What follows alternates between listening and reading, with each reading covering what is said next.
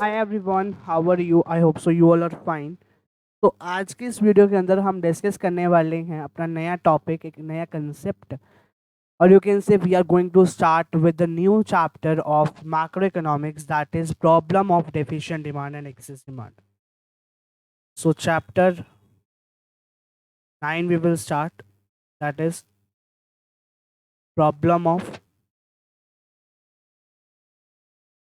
Efficient demand and excess demand. Okay, तो आज का जो कंसेप्ट है वो है कुछ essential terms, some essential terms. कुछ टर्म्स जो है वो मेरे को आपको बतानी है, तो आप ये हेडिंग डाल लीजिए अपनी नोटबुक्स के अंदर, ठीक है। तो कुछ असेंशियल टर्म्स है जो मैं आपको आज कराने वाला हूँ रिलेटेड टू दिस चैप्टर। तो जो सबसे पहली टर्म आ रही है वो आ रही है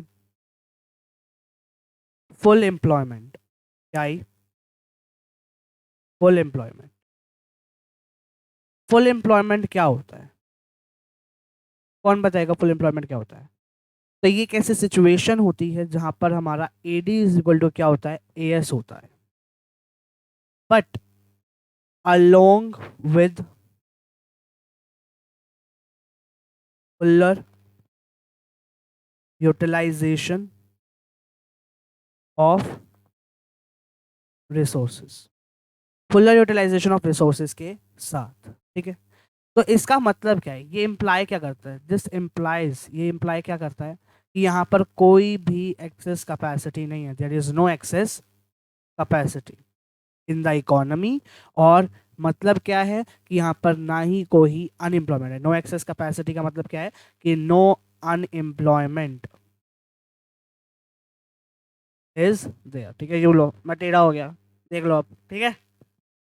तो no unemployment is okay, this was a full employment. तो ये एक ए पार्ट है फर्स्ट वाले का, ठीक है। ऐसे ही सेकेंड पार्ट में करा रहा हूँ, that is under employment.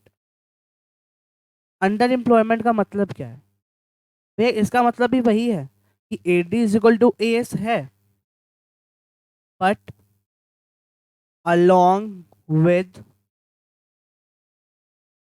along with along with या फिर यू कैन से इसको आप ऐसे लिख सकते हैं कि it is that situation where AD is equal to AS, AD is equal to AS, but without fuller utilization of resources। तो इसका मतलब क्या है? ये क्या इंप्लाई कर रहा है? ये इंप्लाई ये करता है कि यहाँ पर एक्सेस कैपेसिटी है and there is unemployment. Unemployment अब यहाँ पर है, जबकि ऊपर वाले में यहाँ पर कोई भी अनएम्प्लॉयमेंट नहीं थी, ठीक है। फिर आता है सेकंड पार्ट, जिसमें मैं आपको बताने वाला हूँ voluntary voluntary and involuntary unemployment. आपने ये इंडियन इकोनॉमी में पढ़ोगे, ठीक है। आगे जब आएगा ना आपका कंसेप्ट, आगे जब आप चैप्टर्स करेंगे इंडियन इकोनॉमी के, तो आप उसमें पढ़ेंगे कि वॉलेंट्री अनएम्प्लॉयमेंट क्या होता है, इनवॉलेंट्री अनएम्प्लॉयमेंट क्या होता है। तो आप ऑलरेडी वहाँ पे स्टडी करोगे, ठीक है ना। तो ऐसे सच कुछ वो नहीं है कि आपका ये आगे काम नहीं आएगा, आगे भी काम आएगा। मैक्रो इकोनॉमिक्स में तो आप पढ़ रहे हो, लेकिन इंडियन इकोनॉमिक में भी आप वो पढ़ोगे, ठीक है। अच्छा, एक इंडियन इकोनॉमिक में क्या होएगा कि मैं आपको बताता हूँ कि आई एम थिंकिंग अबाउट, अभी कुछ प्लान नहीं है कि ऐसा ही होएगा, ऐसा हो भी सकता है, ऐसा नहीं भी हो सकता। तो आई एम प्लानिंग अबाउट कि मैं आपको लाइव स्ट्रीम पे वो कराऊं पूरे के पूरे कंसेप्ट। लाइक अगर हमने आज लाइव स्ट्रीम स्टार्ट करी है, तो आज आपको पूरा एक चैप्टर जो है कंप्लीट कराऊंगा मैं। और अगले दिन या जो भी टाइम मिलेगा उसके चैप्टर के, तो या तो मैं वर्कशीट वगैरह ऐसे कुछ डिस्कस कराऊं, क्योंकि मैं आप ऐसे पार्ट्स में वीडियोस डालता हूं, आपको धीरे धीरे वीडियोस मिलती हैं, तो आपका चैप्टर बहुत सिलेबस जो है वो धीरे चल रहा है। बट अब टाइम आ चुका है कि हमें जो अपना सिलेबस है उसको फटाफट से कंप्लीट करें, so that we can practice sample papers, ठीक है ना। तो आई एम थिंकिंग अबाउट कि जनवरी से पहले मैं आपको ये सारा सिलेबस कंप्लीट करा दूं, 12th का और 11th का भी मेरा फोकस है कि उनका भी कंप्लीट कर दूं। बट मेन फोकस मेरा आप पे हो रहा है आपके लिए, क्योंकि आपके बोर्ड के एग्जाम्स है, तो उसमें आपको मेरे को सैम्पल पेपर्स भी आपको कराने हैं, ठीक है ना। तो अब यहाँ पे मैं आपको बताता हूँ वॉलेंट्री अनएम्प्लॉयमेंट। तो आई एम थिंकिंग अबाउट, ठीक है ना, उसके बारे में अभी कुछ कह नहीं सकते कि क्या होएगा क्या नहीं होगा, वो तब की तब देखी जाएगी कैसे करना है। पहले एक बार मैं मैक्रो इकोनॉमिक्स कंप्लीट करा दूँ, ठीक है। चलिए, तो जो वॉलेंट्री अनएम्प्लॉयमेंट है वो कब अकर होती है?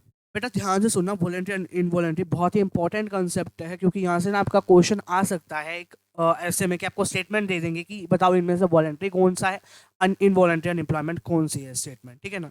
तो वॉलेंट्री अनएम्प्लॉयमेंट में क्या होता है कि जो लोग होते हैं वो काम करना ही नहीं चाहते। वॉलेंट्री में क्या कहा? People in the economy are not willing to work at all. Willing to work तो होते ही नहीं है, और ना ही are not willing to work at existing wage rate। भैया वो कह रहा है कि भैया हम तो काम करेंगे ही नहीं, हम तो पुराने वेज रेट पे भी काम नहीं करेंगे ना नए रेट पे काम करेंगे, हमें तो काम करना ही नहीं है, बाहर में जाओ तुम जो मर्जी करो।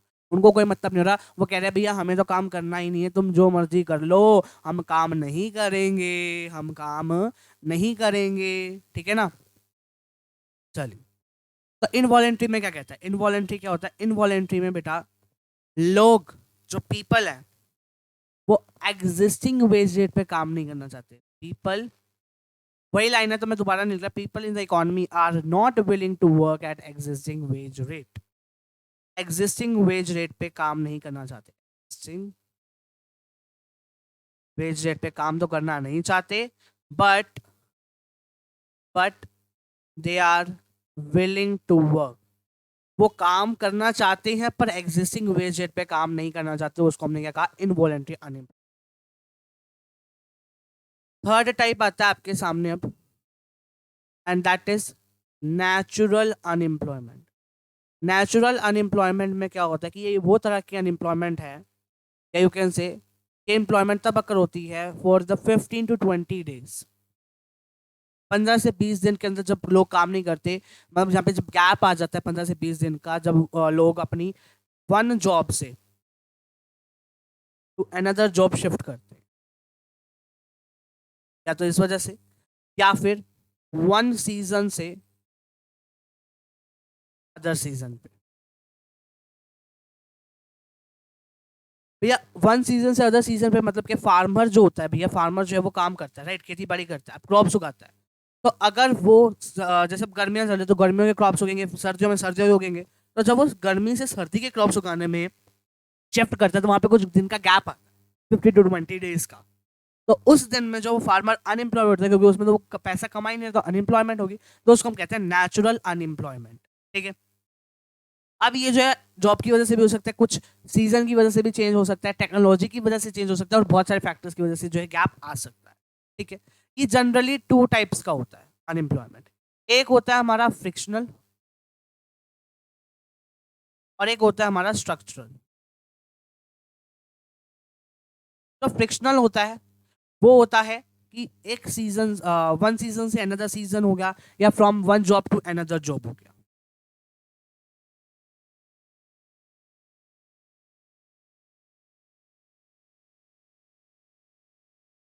चलो,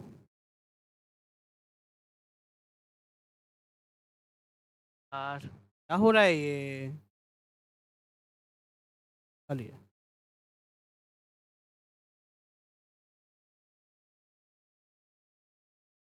one season to another season को हम इधर ले आते हैं,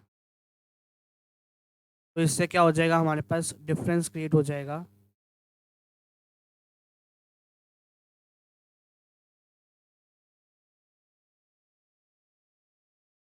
और one season to another season, या one job to another job, तो ये हो गया हमारा क्या? फ्रिक्शनल।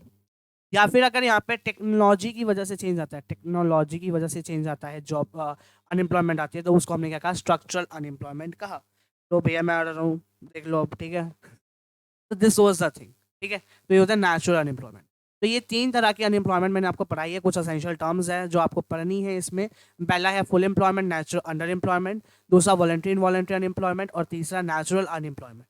अगर आपको ये वीडियो अच्छी लगी तो लाइक करिएगा, चैनल पे नए तो सब्सक्राइब करिएगा। मिलते हैं आपसे नेक्स्ट क्लास के अंदर, जिसके अंदर हम करने वाले हैं डेफिनेशन डिमांड, जो कि बहुत इंपॉर्टेंट कंसेप्ट है फ्रॉम दिस चैप्टर। तो बाय एवरीबॉडी, टेक केयर।